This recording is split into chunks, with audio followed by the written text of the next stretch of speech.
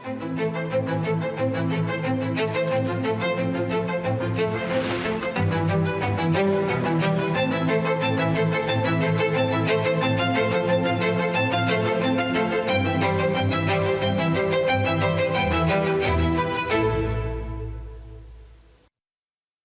ప్రియమైన దేశ ప్రజలారా, నమస్కారం. మరోసారి దేశ విజయాల గురించి, దేశ ప్రజల విజయాల గురించి మన్ కీ బాత్లో మాట్లాడుకుందాం. గడిచిన కొన్ని వారాల్లో క్రీడారంగానికి, సైన్స్కి, సంస్కృతికి సంబంధించి భారతీయులందరూ గర్వపడే విశేషాలెన్నో చోటు చేసుకున్నాయి. శుభాంశు శుక్లా అంతరిక్షం నుండి తిరిగి రావడం గురించి ఈ మధ్య దేశంలో చాలా చర్చ జరిగింది. శుభాంశు భూమిపై సురక్షితంగా దిగగానే ప్రజలు సంబరాలు చేసుకున్నారు. ప్రతి హృదయంలో ఆనందపు అలలు వెల్లువెత్తాయి. దేశమంతా గర్వంతో నిండిపోయింది. నాకు గుర్తుంది, ఆగస్టు 2023లో చంద్రయాన్-3 విజయవంతంగా ల్యాండ్ అయినప్పుడు దేశంలో ఒక కొత్త వాతావరణం ఏర్పడింది.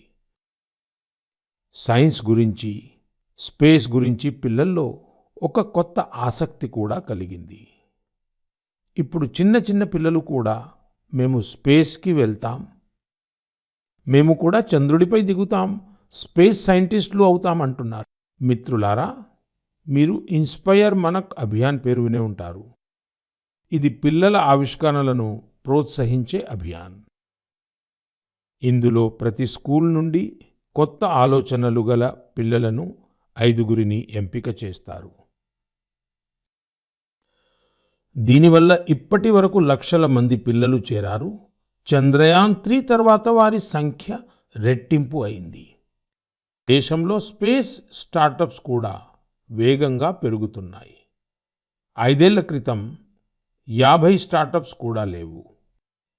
ఇప్పుడు కేవలం స్పేస్ సెక్టార్లోనే 200కు పైగా ఉన్నాయి. మిత్రులారా, వచ్చే నెల ఆగస్టు 23వ తేదీన నేషనల్ స్పేస్ డే ఉంది. మీరు దీన్ని ఎలా జరుపుకుంటారు? ఏదైనా కొత్త ఐడియా ఉందా? ఉంటే నామో యాప్లో నాకు తప్పకుండా మెసేజ్ చేయండి. మిత్రులారా, 21వ శతాబ్దపు భారతదేశంలో ఈరోజు సైన్స్ ఒక కొత్త శక్తితో ముందుకు సాగుతోంది. కొన్ని రోజుల క్రితం మన విద్యార్థులు ఇంటర్నేషనల్ కెమిస్ట్రీ ఒలింపియాడ్లో మెడల్స్ గెలిచారు. సందీప్ కుచి, దేవేష్ పంకజ్, దేబదత్, ప్రియదర్శి, ఉజ్వల్ కేసరి ఈ నలుగురు భారతదేశానికి ఖ్యాతి తెచ్చారు. గణిత విభాగంలో కూడా భారతదేశం తన గుర్తింపును మరింత బలోపేతం చేసుకుంది. ఆస్ట్రేలియాలో జరిగిన ఇంటర్నేషనల్ మ్యాథమెటికల్ ఒలింపియాడ్లో మన విద్యార్థులు 3 గోల్డ్ మెడల్స్, 2 సిల్వర్ మెడల్స్, ఇంకా 1 బ్రాంజ్ మెడల్ సాధించారు. మిత్రులారా, వచ్చే నెల ముంబైలో ఆస్ట్రానమీ అండ్ ఆస్ట్రోఫిజిక్స్ ఒలింపియాడ్ జరగనుంది. ఇందులో 60కి పైగా దేశాల విద్యార్థులు వస్తారు. శాస్త్రవేత్తలు కూడా వస్తారు. ఇది ఇప్పటి వరకు జరిగిన అతిపెద్ద ఒలింపియాడ్ అవుతుంది. ఒక రకంగా చూస్తే భారతదేశం ఇప్పుడు ఒలింపిక్ మరియు ఒలింపియాడ్ రెండింటిలోనూ ముందుకు సాగుతోంది. నా ప్రియమైన దేశ ప్రజలారా, యునెస్కో నుండి మనందరికీ గర్వం కలిగించే మరో వార్త వచ్చింది. యునెస్కో 12 మరాఠా కోటలను వరల్డ్ హెరిటేజ్ సైట్స్గా గుర్తించింది. 11 కోటలు మహారాష్ట్రలోనివి, 1 కోట తమిళనాడులోనిది. ప్రతి కోట చరిత్రలోని ఒక్కొక్క పేజీతో ముడిపడి ఉంది. ఒక్కొక్క రాయి ఒక్కొక్క చారిత్రక సంఘటనకు సాక్షి. సల్హేర్ కోట, అక్కడ మొఘలులు ఓడిపోయారు. శివనేరి, అక్కడ ఛత్రపతి శివాజీ మహారాజ్ జన్మించారు. శత్రువులు చొరబడలేని కోట ఖాందేరి కోట. సముద్రం మధ్యలో నిర్మించిన అద్భుతమైన కోట. శత్రువులు ఆయన్ని ఆపాలని అనుకున్నారు. కానీ శివాజీ మహారాజ్ అసాధ్యాన్ని సుసాధ్యం చేసి చూపించారు. ప్రతాప్గఢ్ కోట. అక్కడ అఫ్జల్ ఖాన్పై విజయం లభించింది. ఆ సంఘటన ప్రతిధ్వని నేటికి కోట గోడల్లో నిండి ఉంది. విజయదుర్గం కోట. అందులో రహస్య సొరంగాలు ఉండేవి. ఈ కోటలో ఛత్రపతి శివాజీ మహారాజ్ ముందు చూపుకు నిదర్శనాలు కనిపిస్తాయి. నేను కొన్ని సంవత్సరాల క్రితం రాయ్గఢ్ వెళ్ళాను. ఛత్రపతి శివాజీ మహారాజ్ విగ్రహం ముందు నమస్కరించాను. ఈ అనుభవం జీవితాంతం నాతోనే ఉంటుంది. మిత్రులారా, దేశంలోని ఇతర ప్రాంతాలలో కూడా ఇలాంటి అద్భుతమైన కోటలు ఉన్నాయి.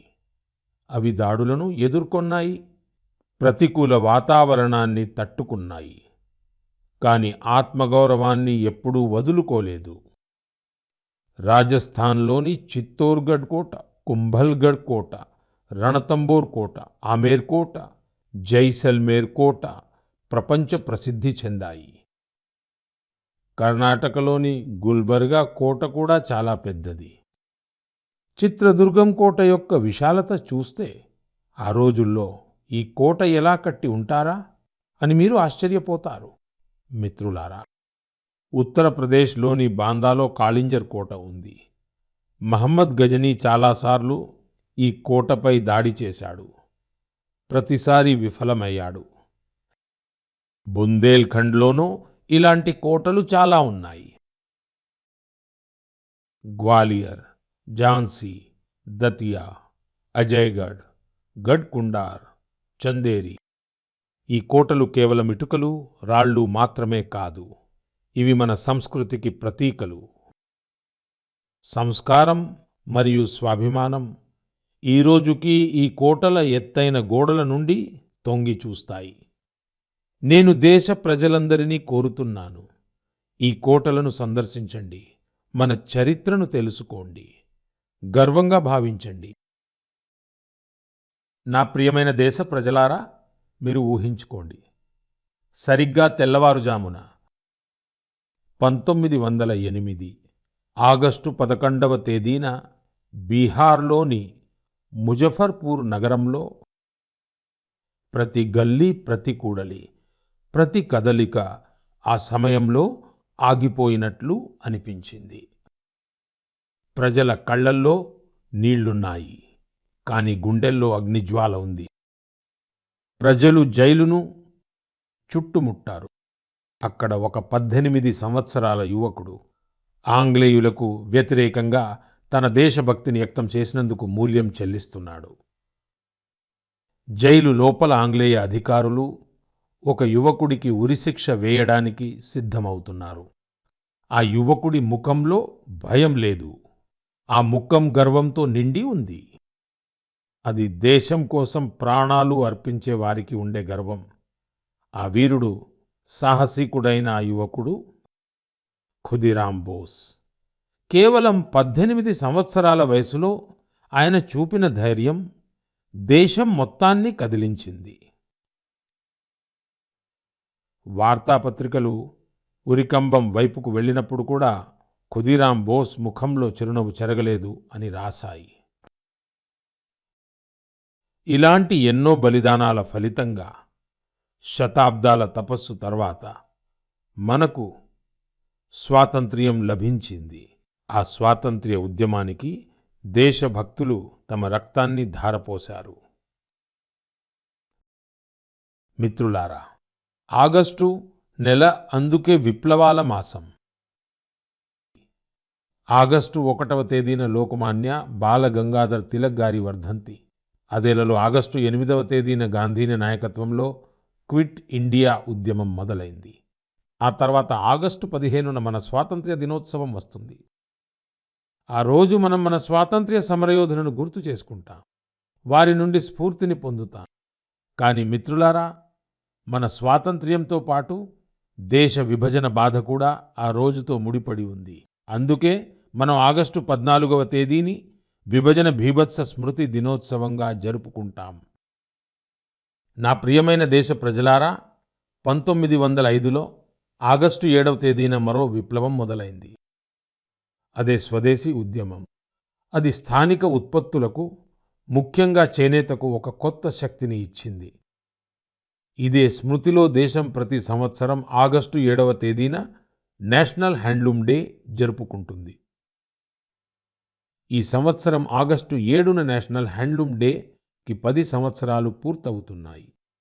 స్వాతంత్ర్య పోరాటం సమయంలో మన ఖాదీ ఎలాగైతే స్వాతంత్ర్య ఉద్యమానికి కొత్త శక్తిని ఇచ్చిందో, అదేవిధంగా ఈరోజు భారత్ అభివృద్ధి చెందిన దేశంగా మారడానికి అడుగులు వేస్తున్నప్పుడు టెక్స్టైల్ సెక్టార్ దేశానికి బలంగా మారుతోంది.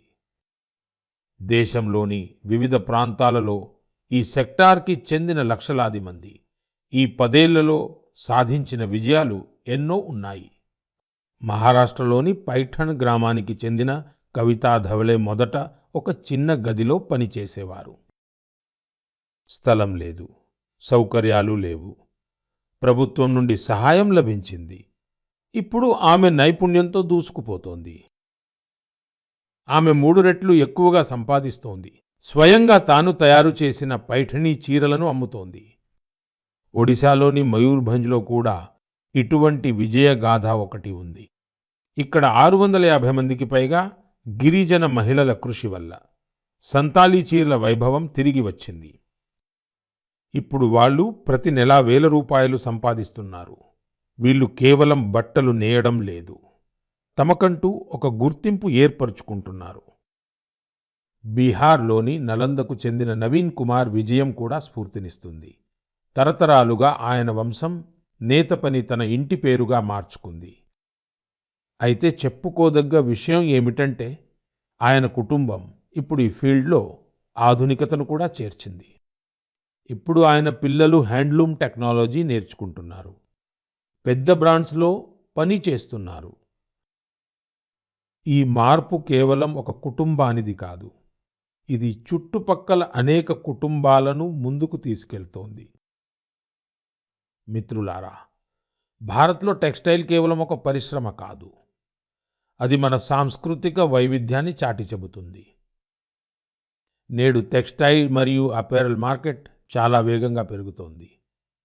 మరియు ఈ అభివృద్ధికి సంబంధించిన అతి ముఖ్యమైన విషయం ఏమిటంటే గ్రామాలలోని మహిళలు, నగరాల్లోని డిజైనర్స్, వృద్ధనేత కార్మికులు, స్టార్టప్స్ ప్రారంభించే మన యువత అందరూ కలిసి దీని ముందుకు తీసుకెళ్తున్నారు. ఈనాడు భారత్లో 3000కు పైగా టెక్స్టైల్ స్టార్టప్స్ ఉన్నాయి. వీటిలో ఎన్నో స్టార్టప్స్ భారతదేశపు చేనేత యొక్క గుర్తింపును ప్రపంచ స్థాయికి తీసుకువెళ్ళాయి. మిత్రులారా, ఆత్మనిర్భరత బాటలో ముందుకు సాగుతున్న భారత్ 2047 నాటికి వికసిత దేశంగా మారుతుంది. వోకల్ ఫ్లోకల్ దీని ముఖ్య సూత్రం.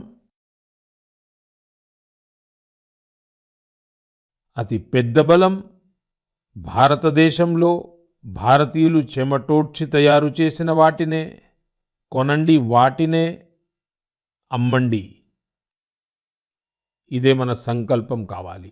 నా ప్రియమైన దేశ ప్రజలారా, జానపద గీతాలు మరియు సంప్రదాయాలలో భారతదేశపు వైవిధ్యం యొక్క అత్యంత అందమైన ముద్ర కనిపిస్తుంది. అలాగే దీనిలో భాగమే మన భజనలు, మన కీర్తనలు. అయితే కీర్తనల ద్వారా ఫారెస్ట్ ఫార్ విషయంలో ప్రజలను చైతన్యపరచడం గురించి మీరు ఎప్పుడైనా విన్నారా? బహుశా మీకు నమ్మకం కుదరకపోవచ్చు, కానీ ఒడిశాలోని కెంజర్ జిల్లాలో ఒక అద్భుతమైన కార్యక్రమం జరుగుతోంది. అక్కడ రాధాకృష్ణ సంకీర్తన మండలి అనే పేరుతో ఒక బృందం ఉంది. భక్తితో పాటు ఈ బృందం ఈరోజు పర్యావరణ పరిరక్షణ మంత్రాన్ని కూడా జపిస్తోంది. ఈ కార్యక్రమానికి స్ఫూర్తి ప్రమీలా ప్రధాన్ గారు. అడవిని, పర్యావరణాన్ని రక్షించడానికి ఆమె సాంప్రదాయ పాటలలో కొత్త సాహిత్యాన్ని, కొత్త సందేశాలను జోడించారు. వారి బృందం ఒక్కో గ్రామానికి వెళ్ళి ఆయా గ్రామాల ప్రజలకు అడవిలో మంటలు చెలరేగితే ఎంత నష్టం జరుగుతుందో పాటల ద్వారా వివరించారు. ఈ ఉదాహరణ మనకు గుర్తు చేస్తుంది, మన జానపద సంప్రదాయాలు గడిచిన గతం కావు. వీటిలో నేటికి సమాజానికి దిశానిర్దేశం చేసే శక్తి ఉంది. నా ప్రియమైన దేశ ప్రజలారా, పండుగలు, సంప్రదాయాలు భారత సంస్కృతికి చాలా పెద్ద బలం. కానీ మన సంస్కృతి యొక్క జీవన శక్తికి మరో కోణం కూడా ఉంది. మన వర్తమానాన్ని, మన చరిత్రను డాక్యుమెంట్ చేస్తూ ఉండటమే ఈ కోణం. ఎన్నో శతాబ్దాలుగా మాన్యుస్క్రిప్ట్స్ రూపంలో భద్రపరచబడిన జ్ఞానమే మన అసలైన బలం. ఈ మాన్యుస్క్రిప్ట్స్లో విజ్ఞానం ఉంది, వైద్య పద్ధతులు ఉన్నాయి, సంగీతం ఉంది, తత్వం ఉంది. ఇంకా అన్నిటికంటే పెద్ద విషయం ఏమిటంటే మానవ భవిష్యత్తును ఉజ్వలంగా చేయగల ఆలోచన విధానం ఉంది. మిత్రులారా, ఇలాంటి అసాధారణ జ్ఞానాన్ని, ఈ వారసత్వాన్ని కాపాడటం మనందరి బాధ్యత. ప్రతి యుగంలోనూ మన దేశంలో దీన్ని సాధనగా అవలంబించిన వారు అటువంటి ఒక స్ఫూర్తిదాతే తమిళనాడులోని తంజావూరుకు చెందిన మణి మారన్ గారు. పోనేటి తరం తమిళ తాళపత్ర గ్రంథాలు చదవడం నేర్చుకోకపోతే భవిష్యత్తులో ఈ అమూల్యమైన వారసత్వం పోతుందని ఆయనకు అనిపించింది. అందుకే ఆయన సాయంత్రపు తరగతులు ప్రారంభించారు. ఉద్యోగం చేసే యువకులు, విద్యార్థులు, పరిశోధకులు అందరూ అక్కడికి వెళ్ళి నేర్చుకోవడం మొదలుపెట్టారు. తమిళ్ సువడియాల్ అంటే పాములేఫ్, పత్రాలను చదవడం, అర్థం చేసుకోవడం ఏ విధంగా అనే దానిని ప్రజలకు మణిమారన్ గారు నేర్పించారు, పద్ధతి నేర్పించారు. ఈరోజు అనేక ప్రయత్నాలతో చాలామంది విద్యార్థులు ఆ విద్యలో నిపుణులయ్యారు. కొంతమంది విద్యార్థులైతే ఈ తాళపత్ర గ్రంథాల ఆధారంగా సంప్రదాయ వైద్య విధానం మీద రీసెర్చ్ కూడా మొదలుపెట్టారు. మిత్రులారా, ఆలోచించండి. ఇలాంటి ప్రయత్నం దేశమంతటా జరిగితే మన ప్రాచీన జ్ఞానం కేవలం గోడల్లో బందీగా ఉండదు. అది కొత్త తరం యొక్క హుషారులో భాగమైపోతుంది. ఇదే ఆలోచనతో ప్రేరణ పొంది భారత ప్రభుత్వం ఈ సంవత్సరం బడ్జెట్లో ఒక చారిత్రక కార్యక్రమాన్ని ప్రకటించింది, జ్ఞాన్ భారతం మిషన్. ఈ మిషన్ కింద ప్రాచీన తాళపత్ర గ్రంథాలను డిజిటైజ్ చేస్తారు. ఆ తర్వాత ఒక నేషనల్ డిజిటల్ రిపోజిటరీ తయారు చేస్తారు. అక్కడ ప్రపంచవ్యాప్తంగా ఉన్న విద్యార్థులు, పరిశోధకులు భారతదేశపు జ్ఞాన సంప్రదాయంతో అనుసంధానం కావచ్చు. మీ అందరికీ ఒక విజ్ఞప్తి. మీరు అలాంటి ప్రయత్నంలో భాగమై ఉన్నా లేదా భాగం కావాలనుకున్నా మైగోవ్ లేదా సాంస్కృతిక మంత్రిత్వ శాఖను తప్పకుండా సంప్రదించండి. ఎందుకంటే ఇవి కేవలం చేతివ్రాతలు మాత్రమే కాదు. ఇవి భారతదేశపు ఆత్మకు సంబంధించిన ఆ అధ్యాయాలు. వీటిని మనం రాబోయే తరాలకు బోధించాలి.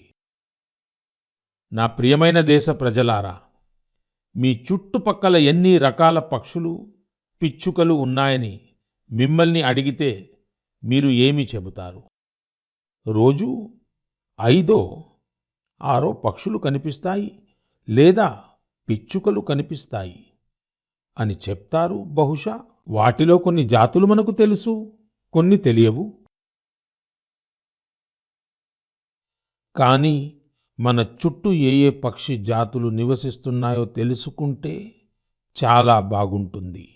ఇటీవలే అలాంటి ఒక అద్భుతమైన ప్రయత్నం జరిగింది. అస్సాంలోని కాజిరంగా నేషనల్ పార్క్ ఈ ప్రాధాన్యతం దాని ఖడ్గమృగాలకు ప్రసిద్ధి చెందింది. కానీ ఈసారి చర్చనీయాంశంగా మారింది. ఇక్కడి గడ్డి మైదానాలు మరియు వాటిలో నివసించే పిచ్చుకలు. ఇక్కడ మొదటిసారిగా గ్రాస్లాండ్ బర్డ్ సెన్సస్ జరిగింది. ఈ సెన్సస్ వల్ల 40కి పైగా పక్షి జాతులు గుర్తించబడ్డాయి. వీటిలో చాలా అరుదైన పక్షులు కూడా ఉన్నాయని తెలిస్తే మీరు సంతోషిస్తారు. ఇన్ని పక్షులు ఎలా గుర్తించబడ్డాయని మీరు అనుకోవచ్చు. ఇక్కడే టెక్నాలజీ అద్భుతం చేసింది. సెన్సస్ చేసే టీం సౌండ్ రికార్డ్ చేసే యంత్రాలను అమర్చింది. తర్వాత కంప్యూటర్లో AI సహాయంతో ఆ శబ్దాలను విశ్లేషించారు. కేవలం శబ్దాల ద్వారానే పక్షులను గుర్తించారు. అది కూడా వాటిని ఏమాత్రం డిస్టర్బ్ చేయకుండా. టెక్నాలజీ, సున్నితత్వము ఒకటైనప్పుడు ప్రకృతిని అర్థం చేసుకోవడం ఎంత సులభంగా, లోతుగా మారుతుందో ఆలోచించండి. ఇలాంటి ప్రయత్నాలను ప్రోత్సహించాలి. ఎందుకంటే దీనివల్ల జీవ వైవిధ్యాన్ని మనం గుర్తించి రాబోయే తరాలను కూడా దీనితో అనుసంధానం చేయగలుగుతాము. నా ప్రియమైన దేశ ప్రజలారా, కొన్నిసార్లు ఎక్కడ కటిక చీకటి తిష్ట వేసుకుని ఉంటుందో అక్కడే అఖండ జ్యోతి ప్రజ్వలిస్తుంది. అలాంటిదే ఒక ఉదాహరణ జార్ఖండ్లోని గుమ్లా జిల్లా. ఒకప్పుడు ఈ ప్రాంతం మావోయిస్ట్ హింసకు పేరు పొందింది. బేజియా బ్లాక్ గ్రామాలు నిర్మానుష్యంగా ఉండేవి. ప్రజలు భయం నీడలో జీవించేవారు. ఉద్యోగ అవకాశాలు కనిపించలేదు. భూములు ఖాళీగా ఉండేవి. యువకులు వలస వెళ్ళిపోయేవారు. కానీ తర్వాత చాలా నెమ్మదిగా, ఓపికతో మార్పుకు నాంది పడింది. ఓంప్రకాష్ సాహూజీ అనే యువకుడు హింసా మార్గాన్ని విడిచిపెట్టి చేపల పెంపకం ప్రారంభించారు. తర్వాత తనలాంటి చాలామంది స్నేహితులను కూడా ఆ దిశగా ప్రేరేపించారు. ఆయన ఈ ప్రయత్నం ప్రభావం చూపింది. ముందు ఎవరు తుపాకీ పట్టారో వాళ్లే ఇప్పుడు చేపల వల చేత పట్టారు. మిత్రులారా, ఓంప్రకాష్ సాహూజీలా ఉండటం అంత సులువు కాదు. వ్యతిరేకత వచ్చింది, బెదిరింపులు వచ్చాయి. కానీ ధైర్యం చెదరలేదు. ప్రధానమంత్రి మత్స్య సంపద యోజన వచ్చినప్పుడు అతనికి కొత్త బలం వచ్చింది. గవర్నమెంట్ నుండి ట్రైనింగ్ లభించింది. చెరువులు నిర్మించడంలో సహాయం లభించింది. చూస్తుండగానే గుమ్లాలో మత్స్య విప్లవం ప్రారంభమైంది. ఈరోజు బేజియా బ్లాక్లోని 150కి పైగా కుటుంబాలు చేపలను పెంచుతున్నాయి. వాళ్లలో చాలామంది ఒకప్పుడు నక్సల్ సంస్థలో ఉన్నవాళ్లే. ఇప్పుడు వాళ్ళు ఆ గ్రామంలోనే గౌరవంగా జీవిస్తున్నారు. పక్క వాళ్లకు కూడా ఉపాధి కల్పిస్తున్నారు. గుమ్లా యొక్క ఈ ప్రయాణం మనకు మనసులో నమ్మకం, సరైన మార్గం ఉంటే అత్యంత గడ్డు పరిస్థితులలో కూడా అభివృద్ధి అనే దీపం వెలుగుతుందని నేర్పుతుంది. నా ప్రియమైన దేశ ప్రజలారా, ఒలింపిక్స్ తర్వాత పెద్ద క్రీడా కార్యక్రమం ఏదో మీకు తెలుసా? దీనికి సమాధానం world police and fire games. ప్రపంచవ్యాప్తంగా ఉన్న పోలీసు సిబ్బంది, ఫైర్ ఫైటర్స్, సెక్యూరిటీకి సంబంధించిన వారి మధ్య జరిగే స్పోర్ట్స్ టోర్నమెంట్. ఈసారి ఈ టోర్నమెంట్ అమెరికాలో జరిగింది. అందులో భారత్ చరిత్ర సృష్టించింది. భారత్ దాదాపు 600 మెడల్స్ గెలిచింది. 71 దేశాలలో మనం టాప్ 3లో ఉన్నాము. వారి కష్టం ఫలించింది. యూనిఫామ్ ధరించి రాత్రింబవళ్లు దేశం కోసం నిలబడే మన ఈ మిత్రులు ఇప్పుడు క్రీడా మైదానంలో కూడా జెండా ఎగురవేస్తున్నారు. నేను అందరూ ఆటగాళ్లకు మరియు కోచింగ్ టీంకు అభినందనలు తెలియజేస్తున్నాను. మరో ఆసక్తికరమైన విషయం ఏమిటంటే 2029లో ఈ గేమ్స్ భారతదేశంలో జరుగుతాయి. ప్రపంచం నలుమూలల నుండి ఆటగాళ్లు మన దేశానికి వస్తారు. వారికి మనం మన ఆతిథ్యాన్ని రుచి చూపిస్తాం. మన క్రీడా సంస్కృతిని పరిచయం చేస్తాం. మిత్రులారా, గత కొద్ది రోజులుగా నాకు చాలామంది యంగ్ అథ్లీట్స్ మరియు వారి పేరెంట్స్ నుండి సందేశాలు అందాయి. వీటిలో ఖేలో భారత్ నీతి 2025 చాలా ప్రశంసించబడింది. ఈ విధానం యొక్క లక్ష్యం స్పష్టంగా ఉంది. అదే భారతదేశాన్ని స్పోర్టింగ్ సూపర్ పవర్గా చేయడం. గ్రామాలు, పేదలు మరియు ఆడపిల్లలు ఈ విధానం యొక్క ప్రాధాన్యత. స్కూళ్లు మరియు కాలేజీలు క్రీడలను ఇక రోజువారీ జీవితంలో భాగంగా చేస్తాయి. క్రీడలకు సంబంధించిన స్టార్టప్స్, అవి స్పోర్ట్స్ మేనేజ్మెంట్స్ అయినా, మ్యానుఫ్యాక్చరింగ్కు సంబంధించినవి అయినా, వారికి అన్ని విధాలా సహాయం అందుతుంది. దేశ యువత స్వయంగా తయారు చేసుకున్న బ్యాట్తోనూ ర్యాకెట్తోనూ బాల్తోనూ ఆడితే అప్పుడు ఆత్మనిర్భరత మిషన్కు ఎంత పెద్ద బలం లభిస్తుందో ఆలోచించండి. నా ప్రియమైన మిత్రులారా, క్రీడలు టీమ్ స్పిరిట్ను సృష్టిస్తాయి. ఈ ఫిట్నెస్, ఆత్మవిశ్వాసం బలమైన దేశ నిర్మాణానికి మార్గాలు. కాబట్టి హాయిగా ఆడండి, ఆనందంగా ఉండండి. నా ప్రియమైన దేశ ప్రజలారా, కొంతమందికి కొన్నిసార్లు ఏ పనైనా అసాధ్యంగా అనిపిస్తుంది. ఇలా కూడా అవుతుందా అనుకుంటారు. కానీ దేశం అంతా ఒకే ఆలోచనతో కలిసి వస్తే అసాధ్యం కూడా సాధ్యమవుతుంది. స్వచ్ఛ భారత్ మిషన్ దీనికి అతి పెద్ద ఉదాహరణ. త్వరలో ఈ మిషన్కు 11 సంవత్సరాలు పూర్తవుతాయి. కానీ దాని శక్తి, దాని అవసరం ఈరోజు కూడా అలాగే ఉంది.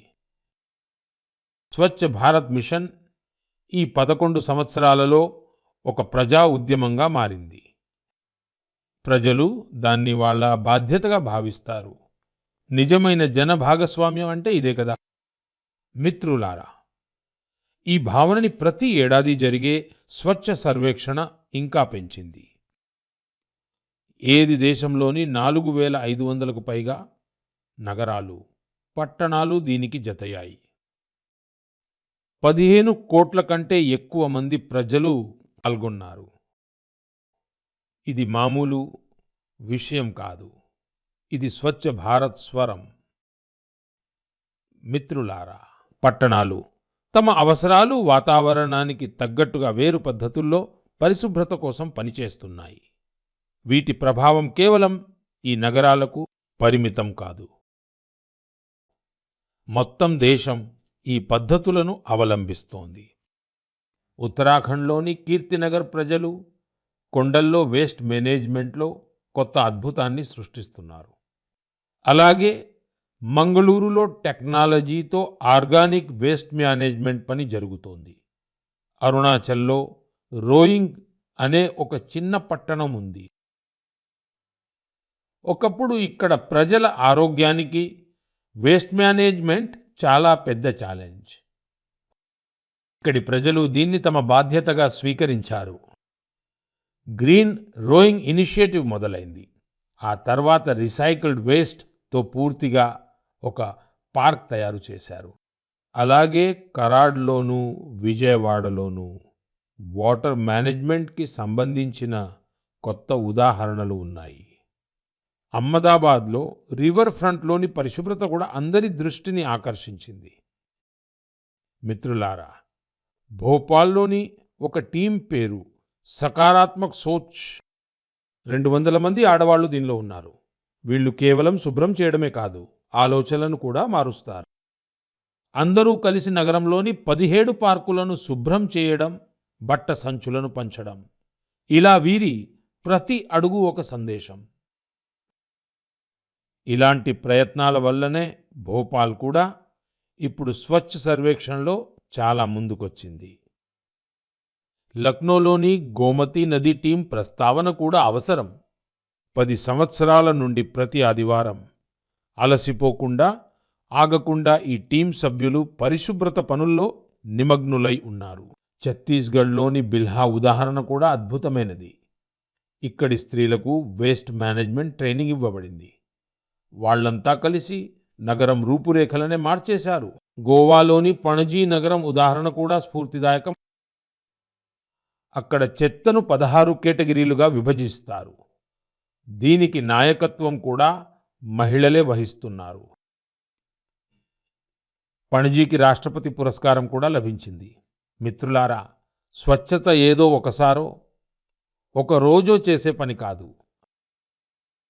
మనం సంవత్సరంలో ప్రతిరోజు, ప్రతి క్షణము స్వచ్ఛతకు ప్రాధాన్యత ఇస్తేనే దేశం స్వచ్ఛంగా ఉండగలుగుతుంది.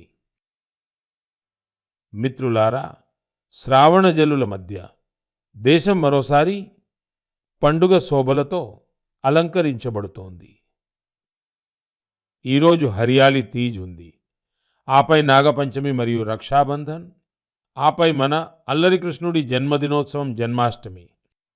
ఈ పండుగలన్నీ మన భావోద్వేగాలతో ముడిపడి ఉన్నాయి. ఇవి మనకు ప్రకృతితో అనుబంధాన్ని చాటుతాయి, సమతుల్యత సందేశాన్ని కూడా ఇస్తాయి. మీకందరికీ ఈ పవిత్రమైన పండుగల శుభాకాంక్షలు. నా ప్రియమైన మిత్రులారా, మీ అభిప్రాయాలను, అనుభవాలను పంచుకుంటూ ఉండండి. వచ్చే నెల మళ్ళీ దేశ ప్రజల యొక్క మరికొన్ని కొత్త విజయాలు, ప్రేరణలతో కలుద్దాం. మీ ఆరోగ్యాన్ని జాగ్రత్తగా చూసుకోండి. చాలా చాలా ధన్యవాదాలు.